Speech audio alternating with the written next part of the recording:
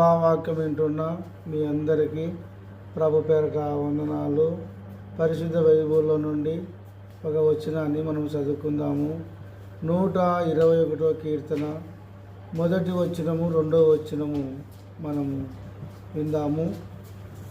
మొదటి వచనం జ్ఞాపకం చేసుకున్నట్టయితే, కొండల తట్టు నా కన్నులు ఎత్తుతూ ఉన్నాను, నాకు సహాయం ఎక్కడి నుండి వచ్చును. ఇక్కడ దావీదు మహారాజు అంటున్నాడు, కొండల తట్టు నా కన్నులు ఎత్తి ఉన్నాను, నాకు సహాయం ఎక్కడి నుండి వచ్చును. కొండల తట్టు చూస్తే మనకి సహాయం వస్తుందా? చెప్పండి. చెట్ల వైపు చూస్తే మనకి సహాయం వస్తుందా? ఎక్కడి నుండి మనకు సహాయం వచ్చును?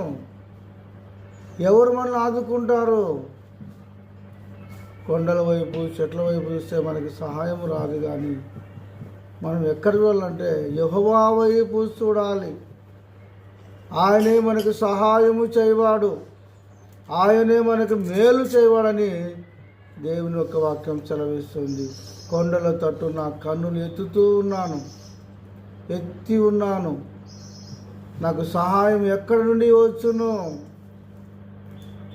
ఎక్కడి నుండి మనకి సహాయం రాదు. దేవుని వైపు చూస్తే మాత్రమే మనకి సహాయం వచ్చేది. దేవుని వైపు చూసి మనం ప్రార్థిస్తే మాత్రమే మనకి సహాయము వచ్చేది. అందుకే నీవు కానీ నేను కానీ, మనల్ని సృష్టించిన దేవుడు, మనల్ని పోషిస్తున్న దేవుడు, మనకు వర్షం కురిపిస్తున్న దేవుడు, మనల్ని కలగజేసిన దేవుడు, మనల్ని పోషిస్తున్న దేవుని వైపు చూస్తే మాత్రమే మనకి సహాయము వచ్చును. అక్కడ కింద రెండో వచనం చూసినట్టయితే, యెహోవా వలన నాకు సహాయము కలుగును. ఎవరి వలన సహాయం కలుగుతుంది? యెహోవా వలన నాకు సహాయము కలుగును. కొండల తట్టు చూస్తే, చెట్ల వైపు చూస్తే, లోయల వైపు చూస్తే, ఆకాశం వైపు చూస్తే మనకి సహాయం దొరకదు. కానీ మనం యెహోవా వలనే నాకు సహాయము కలుగును. కింద మరొక మాట ఉంది, ఆయన భూమి ఆకాశమును సృష్టించిన వాడు.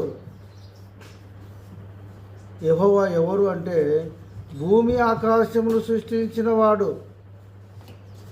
ఆయన వలనే మనకు సహాయము కలిగేది. ఏ సహాయము కావాలా నీకు? బలహీనత ఉందా? దేవుని వైపు చూడు. ఆర్థిక సమస్యలు ఉన్నాయా? దేవుని వైపు చూడు. నీ కుటుంబంలో సమాధానం లేదా? దేవుని వైపు చూడు. నీ కుటుంబంలో సంతోషం లేదా? దేవుని వైపు చూడు. నీకు ఏది కొదవ ఉన్నా సరే నువ్వు దేవుని వైపు చూసినట్టయితే, యెహోవా వలన నాకు సహాయము కలుగును అంటున్నాడు దావీదు. నీకు కూడా యెహోవా వలన మాత్రమే నీకు సహాయము కలిగేది. ఆయన భూమి ఆకాశమును సృష్టించిన వాడు.